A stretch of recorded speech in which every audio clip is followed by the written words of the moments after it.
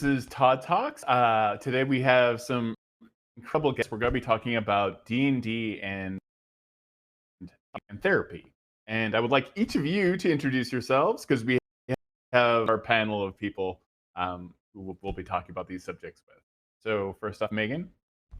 Hi, I'm Dr. Megan Connell. I'm a psychologist out of Southeast Psych in Charlotte, North Carolina. I'm also a therapeutic dungeon master.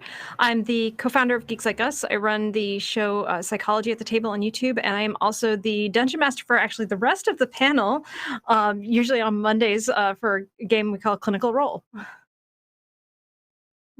Awesome. Adam D. My name is Adam Davis. I have a master's in education with a specialization in drama therapy. For the past 8 years, I've been using Dungeons and Dragons to help kids, a lot of whom have diagnosis of autism or Asperger's, anxiety, and depression. Adam and I founded Wheelhouse Workshop back in 2013, and then we've been running Game to Grow as executive director since then. Okay. So I'm Adam Johns. I'm the other executive director for Game to Grow.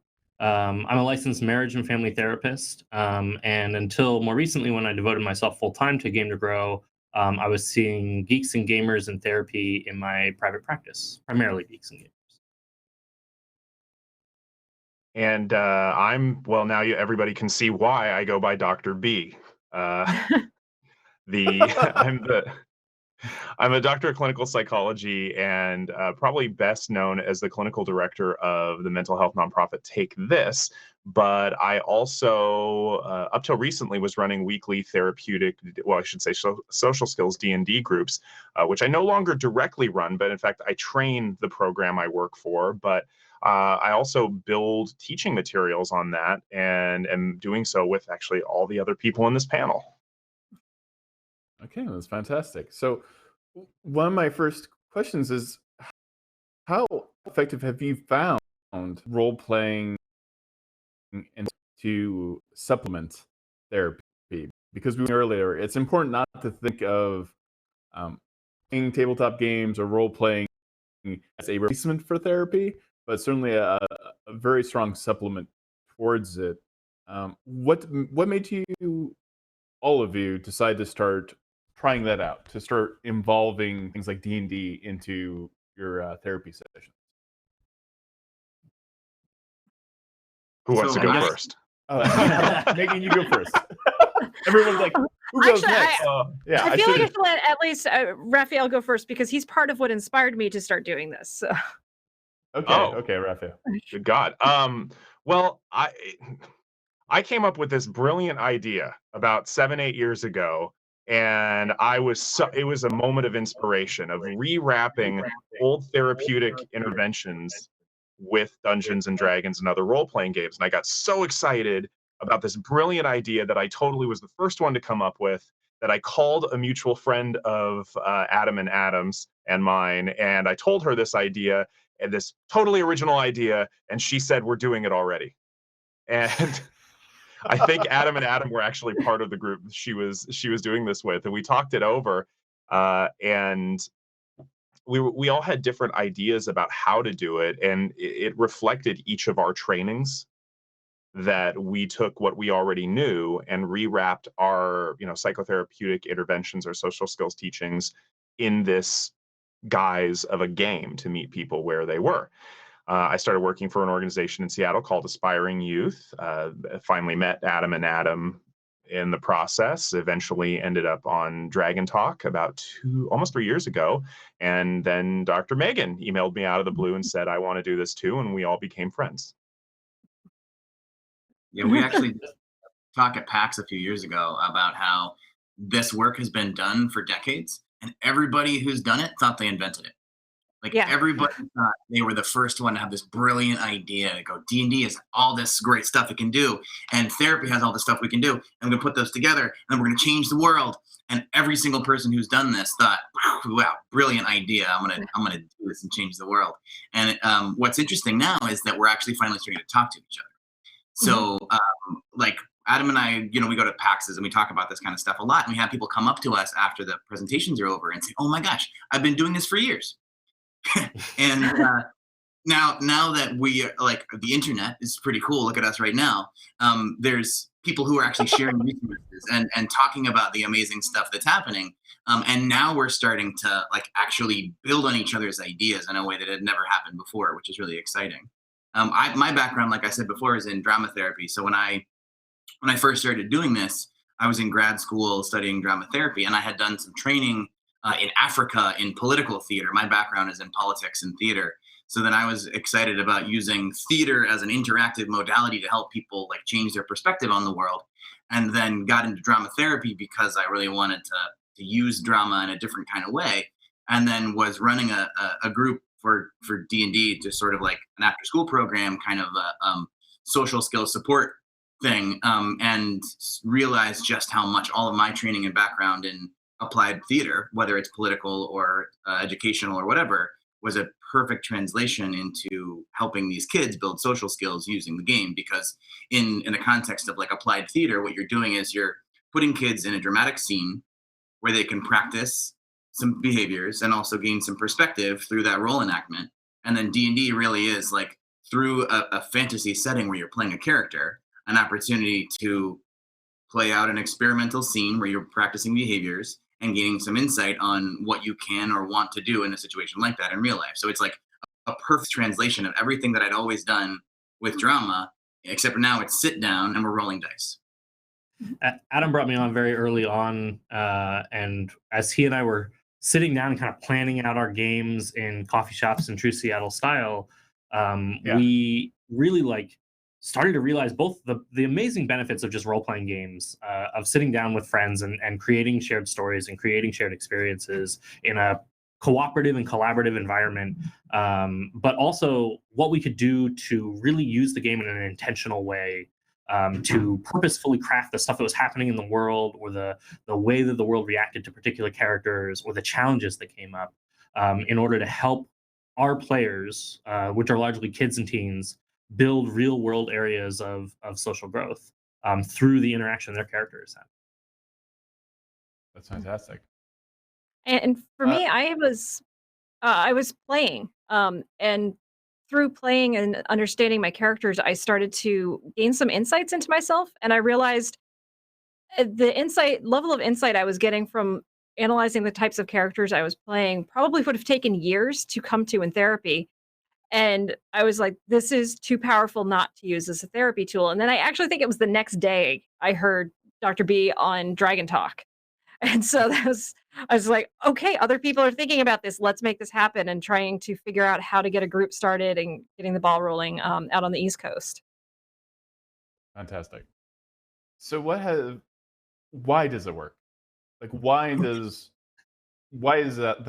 role playing effective? Why do you think? Because we talked about this briefly. Like I had a traumatic experience, or a long series of traumatic experiences, and when I got home, and the most helpful thing for me was actually to play in a group with my friends. The intention was not therapy by any means, Mhm. and for in my mindset at the time, there was no correlation to the real world, but clearly that's not necessarily possible. Like you're always bringing yourself to any D&D game or any tabletop game. If you come up with a character that is a character that came from you, unless you were handed one, even then, if you role play that character, you are putting your spin on it. Mhm. Why can that be an effective thing in the case of something like trauma? So Who's the best person to answer this, Megan? I can jump in with this. So one of the benefits of tabletop role playing games is they give you this safe environment to practice without consequences. So if you're trying to learn how to establish boundaries, say, of I don't want to talk about this, or don't talk to me that way, or learning assertiveness skills, practicing that in real life, like, you can damage relationships. And so with playing in a game and trying it out as your character, one, it's not you saying this thing, it's your character saying it. So you have that bit of distance from it, and you can learn how to word things, and you can see how things go in a very safe environment. And so it lets you kind of float those balloons out into practice before you go out into the real world to engage in those skills. Especially like with the social skills teaching that we all do, that's one of the big things that comes up a lot, is that idea of practice. one of the really For And this Oh, go is ahead, Evan. go ahead.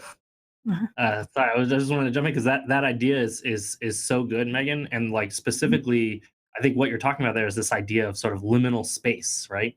That Adam will sometimes talk about, but it's this space where you can be both in your character and in the moment and imagining this world in a way that feels very real and that feels very connected, while at the same time like backing up and remembering that you're sitting at a table and you're just rolling dice and telling stories. And that space where you can sort of move in and out of those two areas is super, super helpful and super important for things like being able to tackle something that causes you a lot of anxiety or causes you a lot of nervousness about this particular kind of situation. And so you can sort of police for yourself a little bit where you're most comfortable, either maybe a little further away and remembering like I'm just rolling dice and I'm just having a good time and I'm just telling stories with my friends, or where I'm a little bit more into it and I'm like really speaking in character and really like connecting to the character and story that's happening. Well, on top of that, just any gaming session involves two things: community and inclusion, both of which we know are protective factors in terms of resilience against long-term mental health pathology. People who feel a sense of belonging tend to be more resistant to a lot of detrimental effects. I actually wrote my master's thesis on bullying and the impacts of bullying and how to counter some of those impacts. And um, community and friendship is a resistant factor. If you have a friend, no matter how much bullying you're getting at school, if you have a community and you have specifically a best friend, the impact of bullying, the suicidality, the other like life long-term effects about criminality and substance abuse and all that gets dramatically reduced if you have friends, which is one of the big impacts we've seen in the work that we do. Is we have kids who have been very socially isolated, who have maybe some internet friends through online gaming, but now they have some in-person friends they can connect with, who they're sometimes for the very first time exchanging phone numbers with, for the very first time they can text message, which is so impactful because now if they have a hard day, they actually have a support network, which is one of the most amazing things we've seen in the work that we do. Is sort of an ancillary thing. It's not necessarily even the work that we're doing with them around them gaining insight or them gaining specific skills. It's about the community that we're helping create, that then they can have a community that we've had kids refer to them as like their second family. Their adventuring team is their second home, where they actually like can connect with people on a level that they don't get outside at school or at home or in the community. It makes a lot of sense. I mean, just the fact that like I had a fairly negative points in general. Like it just wasn't. I didn't feel because back then you're limited to geography in terms of who your friends are or the environment that you're in, and to be able to have a group of friends that you knew that you could on a weekly basis get together and play in a fantasy realm was always something to look forward to at the end of the week. So no matter how bad school got, or if there was bullying, there was kind of something to grab onto, right? Was that hope and expectation that something fun would happen at the end of the day. Well, and Well, something and you're talking about, right? Oh, sorry, Megan. I was gonna say one of the things too that can happen is when you get to play, you get to actually impact the world. When I was still active duty in the military, there was a lot of things that I was seeing and experience, different traumas that I was helping people process through and things that I couldn't impact. I could treat the symptoms of the person, but it's not like I could go out there and say like, this rule is unjust. This is hurting people. We need to change it. And getting to play a character where like I can sit down and talk with my dungeon master and be like, I really need a game where I can make a difference. I need to be able to have my character do something that's going to actually directly help people, because sometimes in our lives we feel very powerless, and getting to play in a D&D campaign, you actually get to be more powerful and you get to help, and you get that feeling of, being a superhero, being coming in and saving the day. And that can be very healing and powerful for us. Even though we know it's fantasy, even though we know it's, not real, just knowing that like I've done something to make a difference can be very, very helpful. Well, and Now you can't. jumping off of Oh, go that, ahead. Yeah. there's a model of depression that a very famous psychiatrist named Aaron Beck came up with. It's this three-part model of depression that basically depression involves a negative view of self, a negative view of others, and a negative view of the future. Basically, I suck, the world sucks, and nothing will ever get better. And, Todd, you brought something up a moment ago about basically having this hope for a future, a hope to do something fun in the future. Megan brings up the topic of self-efficacy. So I am capable of something, both of which are antithetical to this model of depression. That basically, if I feel powerful enough, then I'm not completely helpless and hopeless. And as well as the impact on the world, the impact on other people, and how you view the world itself. When you play with a regular gaming group, and definitely when you play in a group that's purposefully designed to help encourage and to help create stronger connections, you're on a team. You're working together. You're overcoming impossible odds to save the universe or the world. I mean, those are really empowering feelings and really empowering things, and you build bonds with other people that help to give you that perspective. That lets you know there are good people that are out there. There are good people that are there to be supportive of you and there to be a part of your support group. And so it really works from so many perspectives for being able to tackle and build resilience against a lot of those mental health challenges. And This is also very a feeling like similar to physical therapy in a way.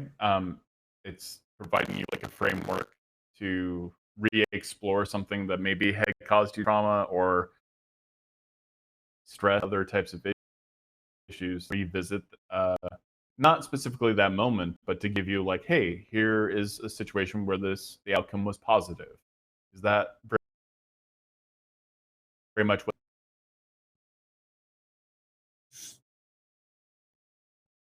We can go with Adam. Can you guys hear me? Oh, you cut out there for a moment. We're cut out. Yeah, I'm sorry. I think So, I'm having but trouble hearing you guys. Sorry. if I heard missed the correctly, was the question, does the framework of D&D provide a way of exploring things in an indirect way and sort of reenacting them with a more positive outcome? And I think actually, Adam D, you're probably the best one to talk about that, since isn't that a good cornerstone of psychodrama? So I sort of heard you both. So I think I heard trauma in there somewhere. Were you guys talking about trauma? Right. Yes. Basically, like to having a better reenacting and creating a better outcome. Okay, sure. So there's definitely some really good reasons to play out challenges in order to overcome them, and there's a lot of reasons not to. So definitely we can restory things. There's a form of drama therapy that's related to narrative therapy called Neuro Drama, and it's all about externalization and taking the challenge and putting it outside yourself and then restoring your relationship with that challenge. And there's a lot of ways you can do that by taking sort of adversity and making it into a strength. But the one thing that we really want to make sure people don't do, especially relating to trauma, is re-traumatize and re-victimize. So there's like a desire we might want to have where we take a young person who has been bullied or a young person who has been witness to domestic violence at the home and then play out a situation where they beat up the abuser. But one of the challenges in doing that is that you either play out a fantasy that could never possibly happen. So then what they do is either reflect, there's no way done that, and then they're re-victimizing themselves or participating in learned helplessness around I'll never be able to fix this problem, or they decide that maybe I could solve this problem, and then they will confront an abuser and then make the situation worse. So there's lots of reasons why you don't want to do that, right? However, what we have seen, and like I said before, we have a lot of young people who are very socially isolated who have been recipients of a lot of bullying. So we don't necessarily want to put them in a situation where they confront the bully. Sometimes we might want to work on self-advocacy or there's sort of skills that would help them relate to peer aggression at school. But at the same time, we don't want to put them in situations where they're literally just fighting against the bullies, because in real life, if they wanted to punch the bully in the face, that probably wouldn't serve them, and it probably wouldn't serve their parents and the school when they said, I learned how to do that from Adam. So we have seen that done is kids who have that experience. In the game, their character interacts with someone else who has been a recipient of some sort of pure aggression or something like that. And then they can provide support. Like the wisdom that they have from their experience, they can share that with the other character. That maybe like, you need to go talk to a teacher, you need to go talk to a parent, really help them using the wisdom that they have, giving advice to another character. And that's one way that you can interact well with this kind of concept and content in the game. Yeah. One of the caveats I really think we should reemphasize is that in no way, shape, or form should anybody who is not a trained therapist be attempting any of this. One of the especially when it comes to trauma, because one of the cornerstones of trauma therapy is safety and building up a sense of safety and slowly wading into the trauma. One of the big differences between therapy and things that are just sort of incidentally therapeutic is consent. There's an agreement that this is what we are going to do. There's an agreement between two people, one of whom is a trained professional. And so please, if you are not a trained professional, and even if you are, don't therapize your friends. It just makes for bad friendships. It really does. does. Well, and to piggyback off of what Dr. B is talking about too, is creating safety measures in your gaming group. So I think a lot of people might be familiar with the concept of the X card or veils and lines. There's another method out there called the Luxton technique. And this one, it's more where you can time out the game really quickly. And as the player, you can either say, I really need this to have this kind of ending, and to kind of have the freedom to give a little bit more of your why and to talk about what's going on, or to pause and say, can we step away from this? Here's the reason why. So whereas the X card and veils and lines are more about like, we're just immediately going to back off from it and not talk about it. The Luxton, it's more about how to talk as a group, but to do that, you need to have trust and understanding of your friends. But like it can be a way of being able to communicate clearly what's going on, because sometimes stuff comes up and you don't even know it. It I in the game I play in personally, like I've had things that have hit hot buttons for me, and I didn't even realize they were going to be hot buttons or things that would have ever come up in the game. And so to create different safety measures of like, we play through Roll20, so usually what happens is if it's coming up for me, I throw my headphones down and the DM will message me and be like, okay, what just came up? And then we can process it and talk about it, but it's something that we've all kind of agreed on. Right, that makes sense. Absolutely.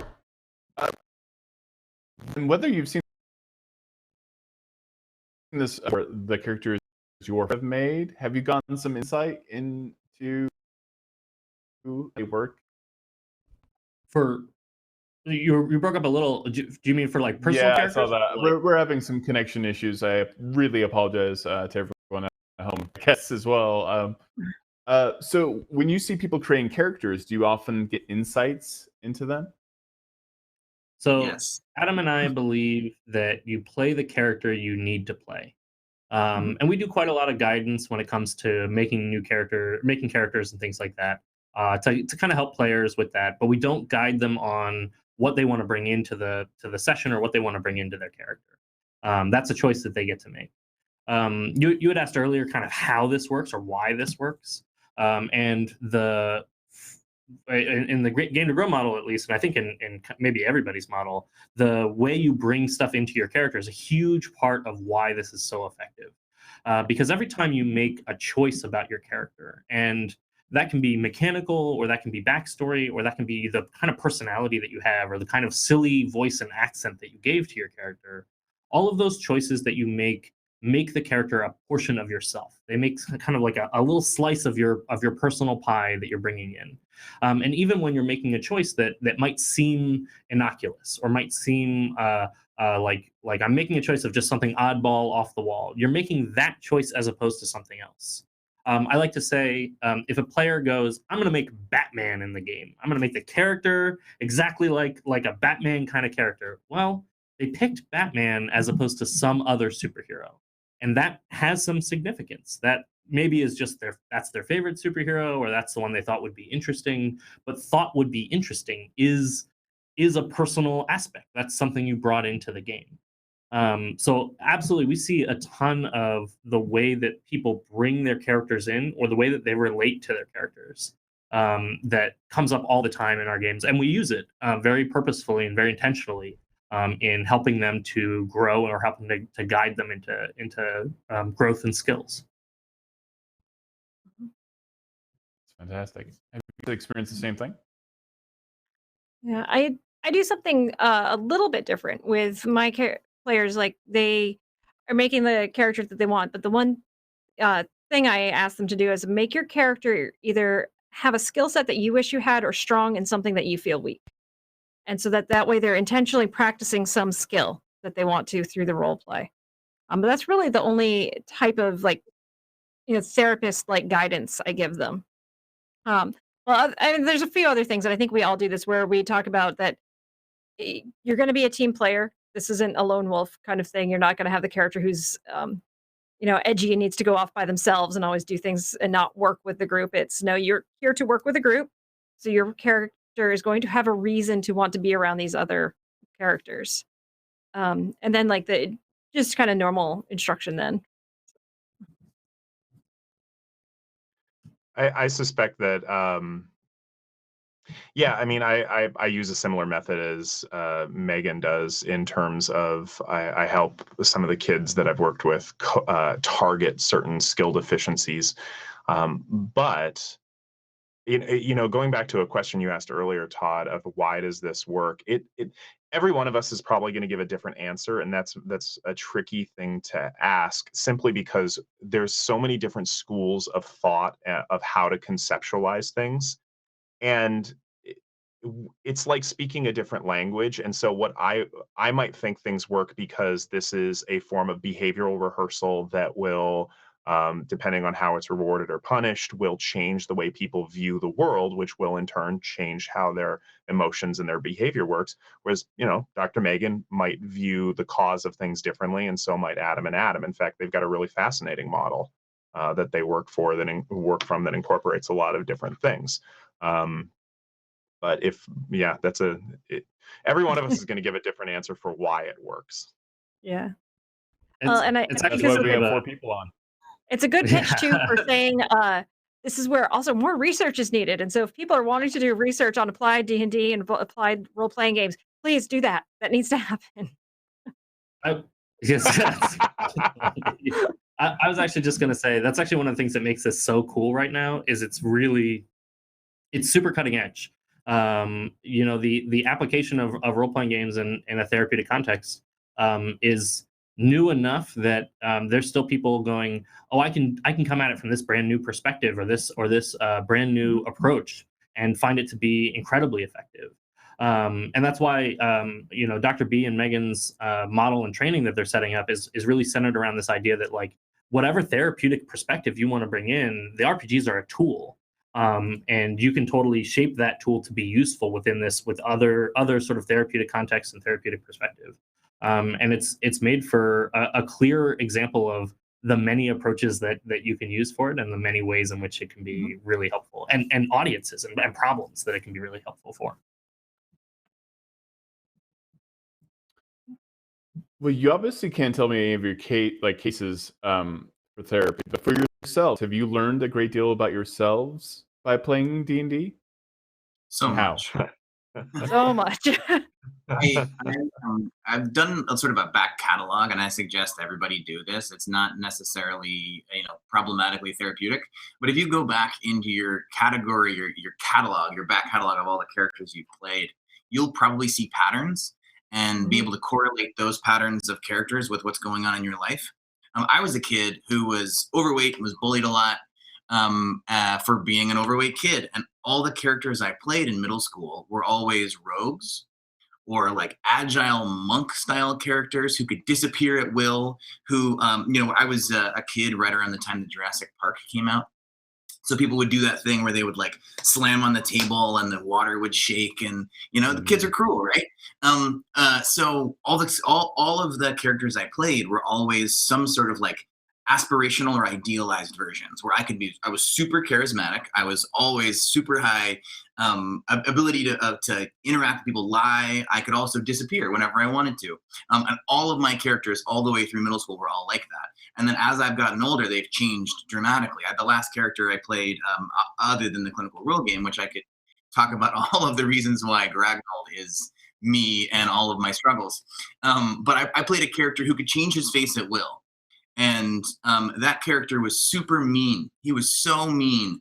And I was a teacher, public school teacher, and I worked with a lot of kids and a lot of sensitive kids and a lot of parents. And I was always super nice and really I was a nurturing caretaker in so many parts of my life.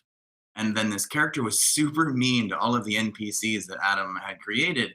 And it was so cathartic for me to be able to be kind of you could say mean, but he was also being really assertive and really unapologetic. And that was totally something that I was needing in my life as I was so caretaking and so nurturing to so many people, but also I had needs. I have my own sort of agency that I want to manifest. And so the character was such a jerk, but it was helpful for me to realize okay, nurturing and caretaking is a big part of who I am and what I do. That's my calling in life. But also it's important for me to also, take up space and make an impact on the world in the way that I want to, and so on and so forth. An exercise I really like is imagine a full adventuring party made up of your characters. Oh, no. No. Sweet Jesus. And that's where you start to go, oh, okay, I see what all these guys have in common, or you start to that's a great way to magnify the stuff you're putting into your own characters. But Yeah. yeah. I was actually just gonna say Baradin from our clinical role game is exactly the same as all my characters throughout my history of playing RPGs since I was 10, where all my characters always want to get along with everybody really well. And they just everybody, they want everybody to be their friend. And Baradin is exactly an example of that, or that's been a through line throughout my entire life of trying to get along with everybody. And Baradin's goofy and often off topic, and he is like that because of my sort of interpersonal way of wanting to resolve and smooth out conflicts and smooth out things that are going on, and if things are getting too heated, change the topic and move it to something else. It's a clear through line that's gone through my entire life, and to some extent there's probably a point at which I will evolve out of that character as I work on those issues through games or work on those issues interpersonally in my own therapy and in my own style throughout other parts of my life. When I'm thinking about all mine, I mean, so one of the things I'm fairly open about with, especially with my work with Take This, since our mission is destigmatizing mental health, is that I was diagnosed as an adult with autism spectrum disorder, very high functioning. But subsequently, I really didn't fit in as a kid. Similar to Adam D, lots of bullying because I was always out of step with my peer group. And so all of my characters are fast talking, charismatic, and often nimble for similar reasons as Adam, because I am one of the jokes my family has is in the 6 years I did martial arts, it didn't make me any more graceful. It just made it more dangerous for whatever I fell on. And so all my characters are nimble and lithe and charismatic, all the things that I kind of wish I was. I'll say that was my big aha, was seeing what my characters had in common. And it's similar to Dr. B, I was a lot of I don't fit in. All my characters were trying to find the place where they fit in.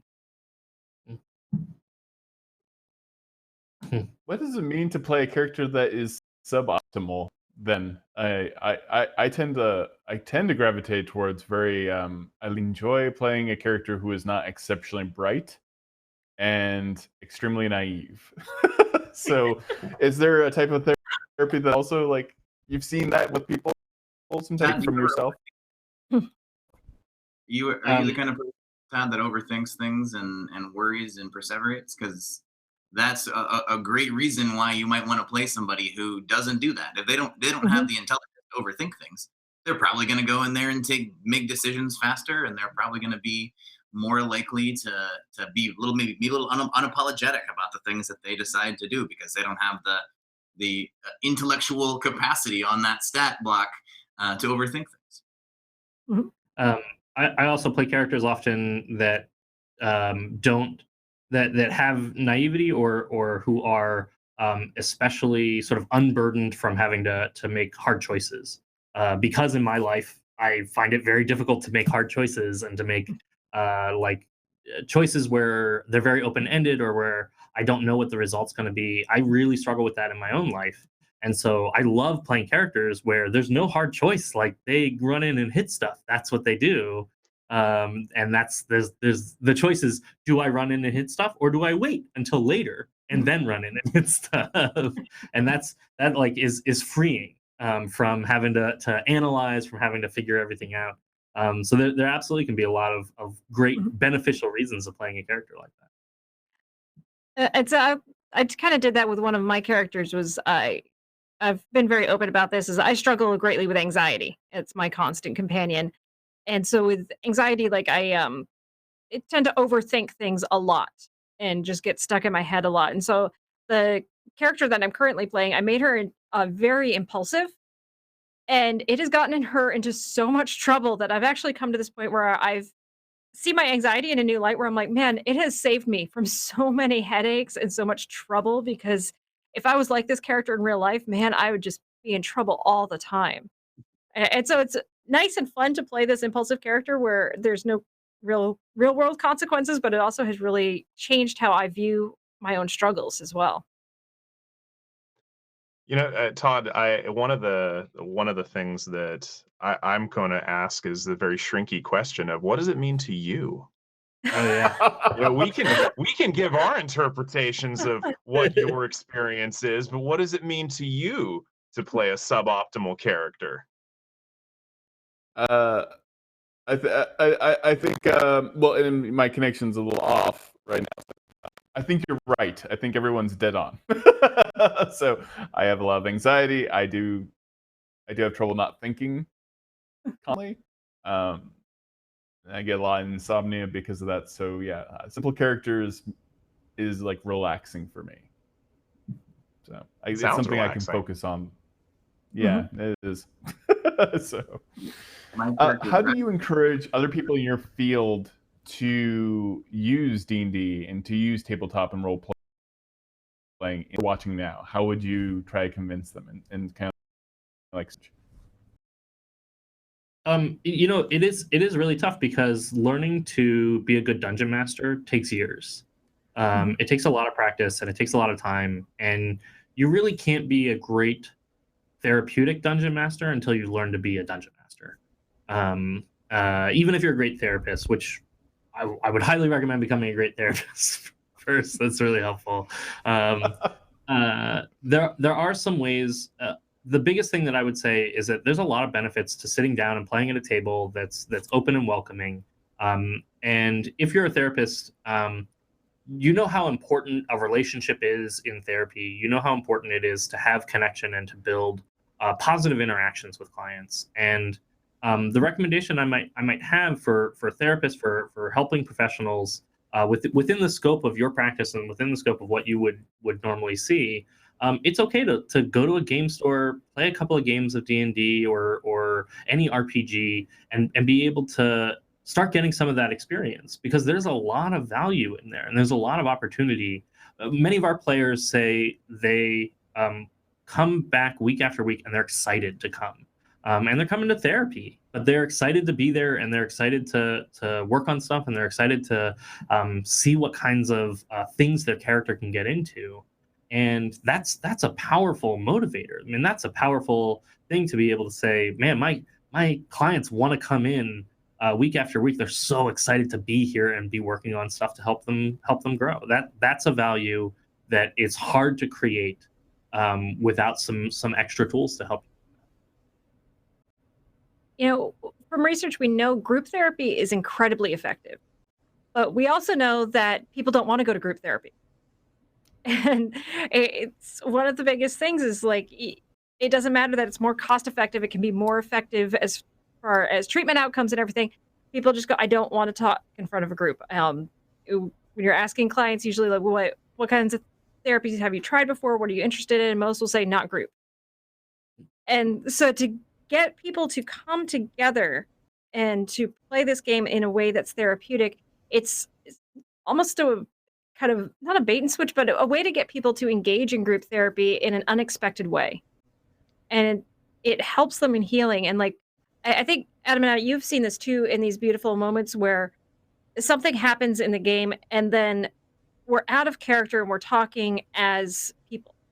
We're no longer talking about, my character, Victoria. It's like, no, this is me sitting down and saying like, hey, wow, this has brought up a lot for me. And I love coming here because I get to connect with you guys and to have this game that fosters growth and community in a way that is incredibly therapeutic. It is just such a powerful tool. And I do hope that more therapists start coming into this. And we are getting more emails and interest from undergraduates. Dr. B and I are making the training that's going to happen in January. And so we're, trying to get more people to come and to understand this. It's so much fun, but it does take a lot. There is a lot of time that you sink into this. And so you do need to be passionate about it. Well, and on top of that,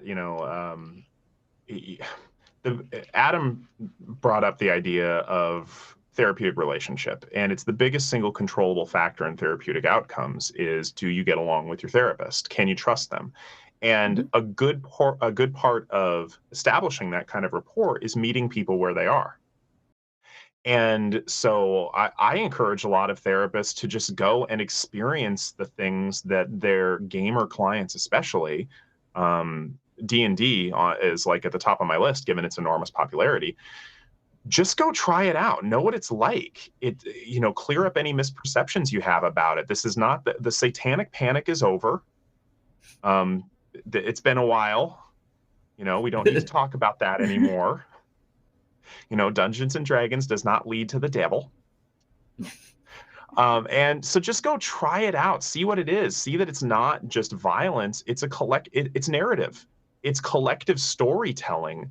And once you try it out, at least get some experience with it, you maybe start to see that really some of the things you can do with it are nothing new in the world of psychology. The only new thing is that, and this is where our colleague, Dr. Ryan Kelly said, we're just using our clients' hobbies to teach therapeutic skills.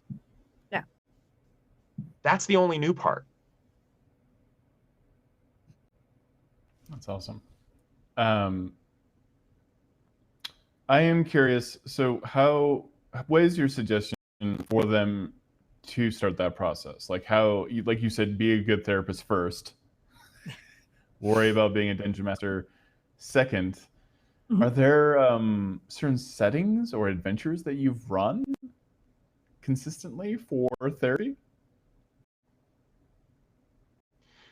Well, part of the challenge in doing this is that, okay, so one of the things that Dr. Megan and I are building into our training for January is that you need to have a clear conceptualization. You need to have a really thorough understanding of how you do therapy or how you teach. Basically, whatever your model is, have a mastery of it.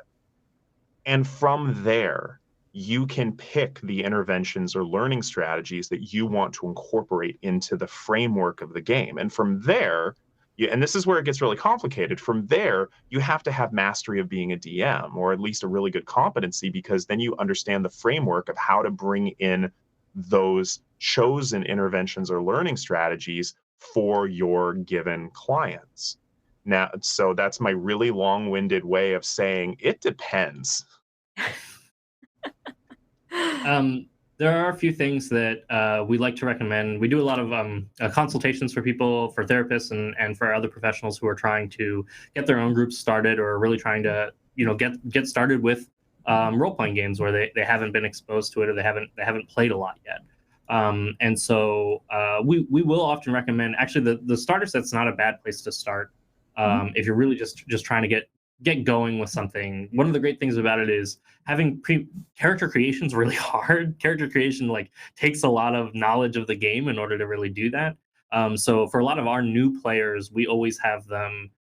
We have like a list of pre-made characters that we get to them so that they can start playing day one. And if they want to make character stuff later after they've learned more about the game, that's perfectly fine. But that's really helpful as a new dungeon master as well. Being able to have something that's like a clear cut. Here's a clear cut storyline. Here's a clear cut a set of characters with some really good introductory level areas. But also, Game of Grow is actually developing a Dr. B. Calls. I didn't even know that was a thing. I didn't know the line existed here. Fax machine. That's amazing. You have a really cool chair, Dr. B. I like it. It's like a solid chair. I kind of feel like the prawn from Finding Nemo. I am ashamed. I was just gonna say, Adam and I in Game to Grow have been developing a sort of starter set for therapeutic dungeon masters called Critical Core, and it's basically going to be a starting place for parents and teachers and therapists to be able to get started, to start learning how to play a lot of the games with stripped down rule sets that are going to be more approachable for younger kids and things like that. But it's also, and this is the more important part, it's a module that's really designed for social skills outcomes. So it really focuses on these particular challenges or these particular things that will come up in the game that you can focus in different areas of social skills, and it will outline where those social skills can be developed. And we provide consultation. If you're interested in getting started, like reach out to really any of us. We're all really happy to support other people trying to get into the field or trying to get started, and who are interested and say, yeah, this is so cool, and this is what I want to do. We want to help make that happen. Mm-hmm. What is a key positive experience you've had doing this, either at a convention, talking to people, or through therapy itself, which I know you can't give specifics on, but have there been like aha moments for you? I kind of want Megan to start this one off because she's got some great stories. Yeah, all the groups I run currently are all girl groups where we're focused on empowerment and teaching boundary setting. And but positive relationships. A lot of the girls in my groups have been bullied or just are having a hard time at school because they usually are stepping a little bit to their own drum and not quite in sync with everybody around them. And I'm not going to cry telling this story this time. The story that they were doing recently was basically a similar to Rise of Tiamat, just in that there was a cult trying to raise Tiamat, but it was being led by a green dragon, and they finally figured out who the green dragon was and lured them into a trap to fight them. And they have been working on gathering allies and getting their resources together. And so when they fought the full stat, full power adult green dragon who started off in a humanoid form with a wizard with a lot of spells, we had one level 9, a level 8, 7, and then 3 level 3s, I believe.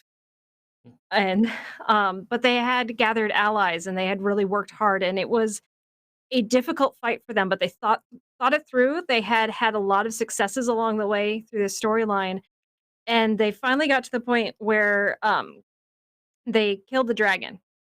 And I was expecting everybody to start cheering because this had been about 10 months of build up to this point, and instead they all broke down crying. And it was incredibly powerful, and I was sitting there for a moment trying to go, "What's going on?" It's like, "You guys did it." I was like, "You did it. You've stopped Tiamat from rising. You got rid of the evil green dragon that was running all of this." And one of the girls was finally, like, able to get through her tears and just say, like, "Look what I can do when I'm with my friends.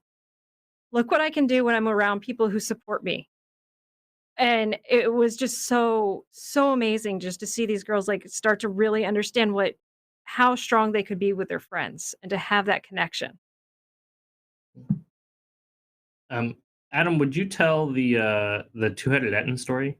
I feel like that fits really well right here.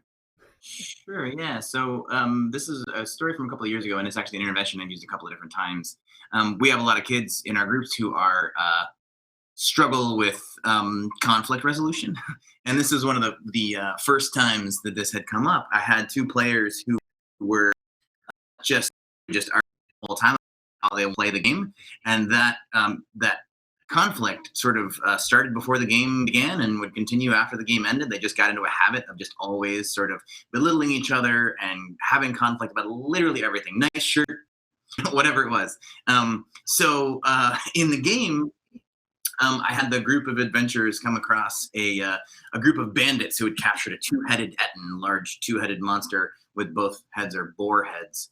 And they dispatched the bandits, and they wanted to have this Etten join them to ransack the castle of an evil king or something like that. But the two heads of this Etten had conflicting personalities that mirrored the two personalities of my players. So one of the players always wanted to plan everything out in advance, always wanted to make sure everybody knows what their roles were and how everything was going to move forward. And the other one was like, pull out the sword and stab. That was all he wanted to do.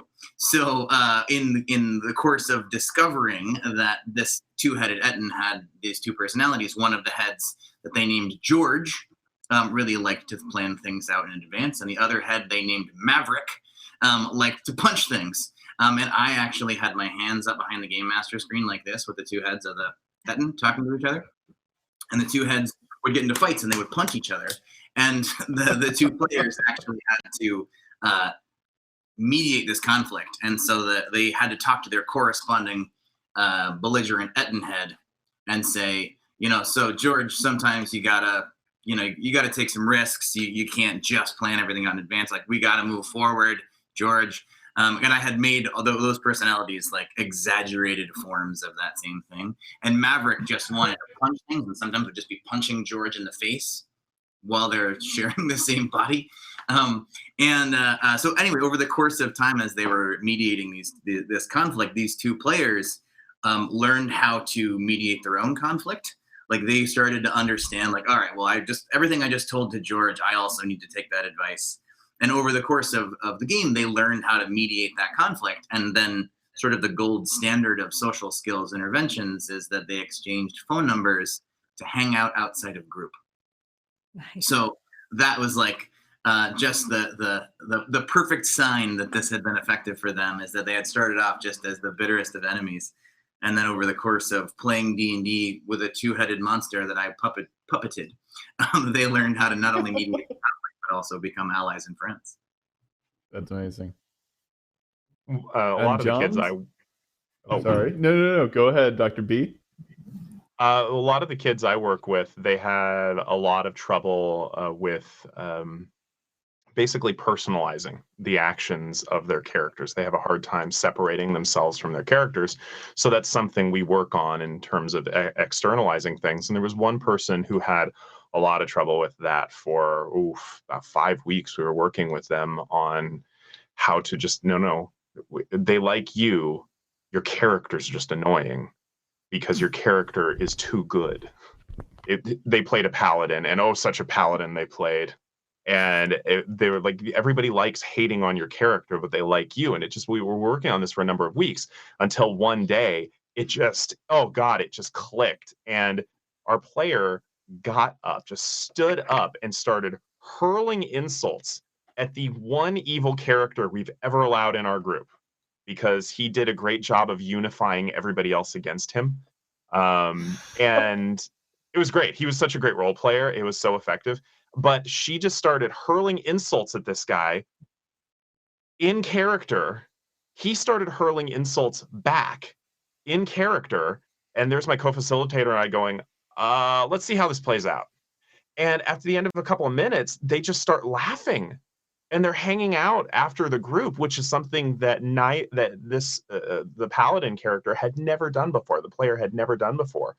And she just took on this role from there on out of liking to be the voice of reason and good, and then just enjoying the fact that people didn't like her character. And she was finally able to separate herself from her character. And it was just a beautiful thing to watch. That's fantastic. All right, Adam Johns, you're up. I have lots. I'm trying to think of which story would be best here. All right, I had. Let me this story right here. I had Take it home.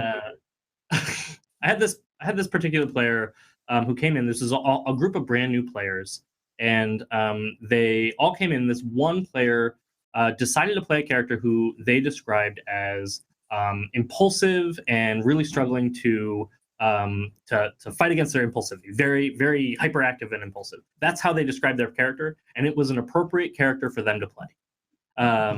Because that player was struggling with all those exact same issues. And so the players all were going sort of through this dungeon, and they had found their way into this room where there was, in one corner of the room, a giant, massive troll of legend that they had named and was trapped in this cage system. And on the other corner of the room, there were 3 switches. And the players knew very quickly that one of the switches would open the metal door that would allow them to sort of progress through this room. And the other 2 switches, if they pulled them together, would release this massive troll of legend, not only upon the party, but upon the world, where he would wreak havoc and he would destroy towns and all of those things. And the 3 players that I had, the 3 other players in the group, they sort of sat down, they pulled out notebook paper, and they figured out, like, okay, we're going to have to ask questions. And we originally designed this puzzle as a sort of like, you have to talk with the troll of legend and figure out if he's lying to you and decide. He knows which switches to pull, so you have to decide if he's lying or if you can trust him, et cetera, et cetera. And then my impulsive player says, I run across the room and I just pull all 3 switches like this. And that had never happened. We've done this particular encounter before, and that had never happened in this encounter. And so in that moment, I said, all right, all of you watch. You were pulling out your notebook paper and you're getting ready to talk to this troll. And then you watch as this other character runs across the room, pulls all 3 switches, and all of a sudden this troll is released upon all of you. And the door opens at the other end of the room. And the troll rushes over and picks up the impulsive player getting ready to eat them. And I turned to the rest of the players and I said, you all have a moment here. You have an opportunity. Are your characters the kinds of characters that would stick with their teammate, that would help them through what might have been not a great decision? Or are they the kinds of characters that would pursue forward, that would leave them in this room? Your teammate will be eaten by the troll, and the troll will be released upon the world. And the players sat and really deliberated this, and they decided that no, they would help their teammate. And what happened was that one of the players ended up trying to lure the troll back into the cage disguised as a tasty child because, you know, they're delicious. So they lured the troll back, and the troll wound up back there, and they flipped all the switches again, and the troll wound up trapped in the cage once again. And at the end of that session, and at the end of every session, really, we always ask these checkout questions for the players to reflect upon what happened that day. And in that session's checkout, we passed around our talking item, and the impulsive player said, I really appreciate that all of you helped me, because this is something that I think my character is going to have to learn how to overcome. It's something that they're going to have to learn some skills on how to be less impulsive, or how to do this a little bit better. And when it got passed around to the other players, they said, we're really glad that you did that, because we're all here working on the same kinds of issues and the same kinds of things.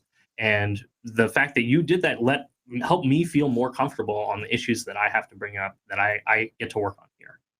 And it was really like an amazing bonding moment for all of them.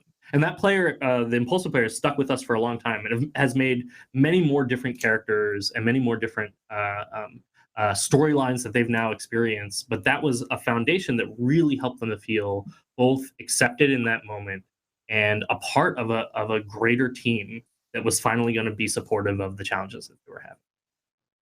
That's amazing. That's fantastic. All right, did we get everyone's example? Adam Davis, we got you. You got my Etten story. I have other stories. Yeah. It's hard to be the telling Etten stories. story. How long do you have? Can we? Well, we are definitely going to have all of you back for sure, because there's a lot of other things I'd love to unpack.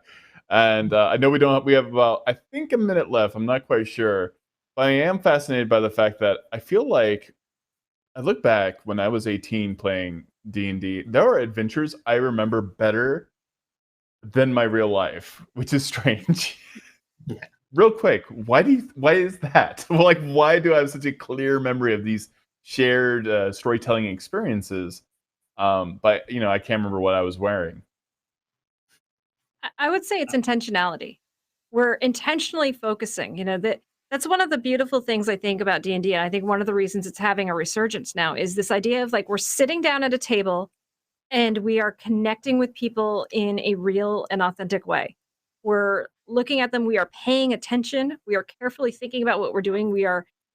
If you're getting ready to cast a spell or to attack another enemy, you're asking your teammates like, "Do you think should I go for it? Okay, I'm going to go for it. I'm going to do this." And in life, a lot of times we're just drifting. We're just doing kind of what comes up and we're not really thinking about where to go or what to do. We just kind of do whatever is coming in front of us. Whereas in D&D, we're planning out our adventure and we're really thinking about it. And it's one of the times where we pay attention. It's a good And jumping answer. off of that, oh, Yeah. Yeah, go ahead. well, jumping off of that, it's the stories are important. I mean, stories have been a unifying concept since the dawn of humanity.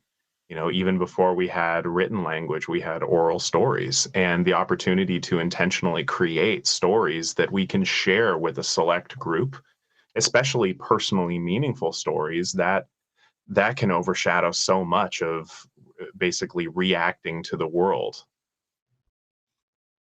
I was actually going to say the exact same thing, which is that stories are powerful. And I guess to add on top of that, the shared experience, the inside jokes, the shared things that you build with your friends, those last a long time. And in a game like Dungeons and Dragons, it's all inside jokes. It's all inside stories and goofy things that happen in the game that you'll hold on to and you'll remember in the same way that you're going to remember that goofy inside joke you had with a friend when you were 10. Those last a long time because they're meaningful. In an educator's perspective, sort of rough it. Stories have been used since the dawn of time, pre-literacy, because we didn't have the literacy didn't exist, or we didn't have the materials, the printing press or paper to write things down. So we taught using stories. Stories, it is ingrained in us from an evolutionary psychology lens that we remember stories because we learn better through stories. And why D&D works so well is that it's not only a story that we're receiving passively, it's a story we're actively engaged in. So it's on so many levels. It's the way we have evolved to imprint information. We learn through stories so well. So the reason that you remember that better than what you were wearing or what you learned in school is because probably at school you were being taught in a passive framework where you were receiving the information from a teacher. And in the context of D&D, it's story, so it's narrative, so it's the way that we learn better anyway. Plus, you're engaged, you're participating, so it's you experiencing that story. Fantastic. That was a great way to end this session. I'm definitely going to invite all of you back, and we will dig deeper into all of these topics, and hopefully with a little bit less of me being like Max Headroom throughout the interview. I apologize so much. But thank you everyone for sticking with us and watching. Thank you, Dr. Megan Connell. Thank you, Adam D. Thank you, Adam J. Thank you, Dr. B. So much for being on Todd Talks. I can't wait to have you back very, very soon. Happy holidays. Goodbye. Yeah, thank you so much. Thank you. Bye.